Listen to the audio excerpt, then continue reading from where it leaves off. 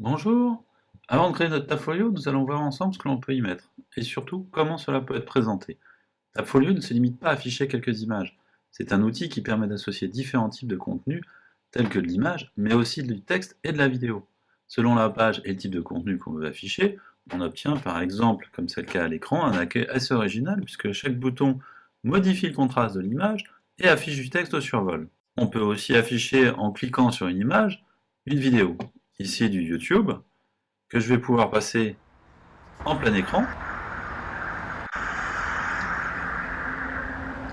Et on peut aussi associer des liens internes pour aller directement à l'image d'une galerie, ou externes, donc permettre à l'utilisateur d'afficher directement les sites, mais aussi des PDF, des fichiers JPEG ou autres. Tapfolio affiche trois types de pages. On a notre accueil, avec ici 6 boutons par exemple, une galerie avec un affichage uniquement horizontal, pour afficher un certain nombre de planches avec des visuels de différents formats, et une page d'information pour afficher du texte de façon verticale. Dans tous les écrans de Tapfolio, on peut inclure du texte, comme on le voit là, avec une légende, des images qui vont permettre de lancer de la vidéo, qui vont être formatées de différentes manières, et des liens sous forme de boutons, aussi bien dans la navigation, dans les onglets, que n'importe quel texte présent dans l'interface. Pour définir son contenu, il faut retenir les différents modes d'affichage, à savoir l'onglet, comme on l'a vu précédemment, par rapport à la page. L'onglet est plus orienté pour une information prioritaire, telle que le profil ou des liens à présenter rapidement. Alors que la page va rentrer dans le détail, va plus être votre bibliographie, votre actualité, et ça sera dans un deuxième niveau d'information. Il y a aussi l'accueil par rapport au menu. L'accueil sera un rappel de votre actualité ou des mises en avant de certaines galeries ou de certains visuels.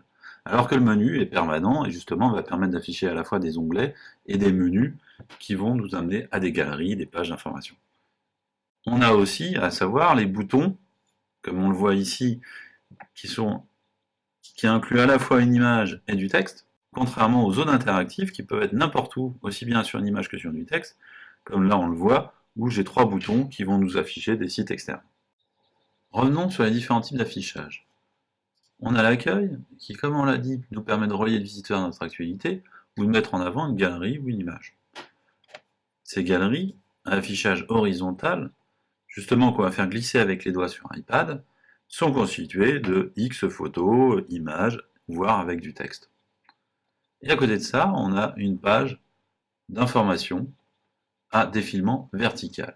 Cette page contient un certain nombre d'items. Alors pour mieux comprendre ce que c'est qu'un item, on va activer le mode d'édition dans notre dossier de presse et on voit les différents items. Donc ici j'ai un item avec un texte à gauche et des images à droite, et en dessous j'en ai un autre avec des images à gauche cette fois-ci qui sont chacune avec une légende et des textes à droite. Maintenant qu'on a tout ça en tête, il ne reste plus qu'à définir son arborescence, savoir ce que l'on a montré, regrouper ses images, photos, vidéos et liens, et puis ensuite rédiger l'ensemble de ces textes et ces légendes. Pas la peine de retoucher et recadrer ces images tant qu'elles font moins de 3 mégas.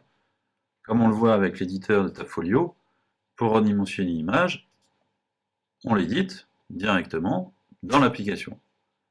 Je peux l'agrandir, la tourner et la déplacer. On n'a plus qu'à retourner sur tapfolio.me et à créer son Tapfolio.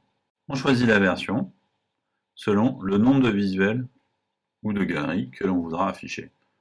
On définit l'adresse finale de son Tapfolio, évitez les noms génériques, parce que c'est quand même l'adresse que vous allez donner à tout le monde pour pouvoir la partager, et ensuite, vous choisissez un modèle selon le nombre de galeries que vous voulez utiliser pour démarrer.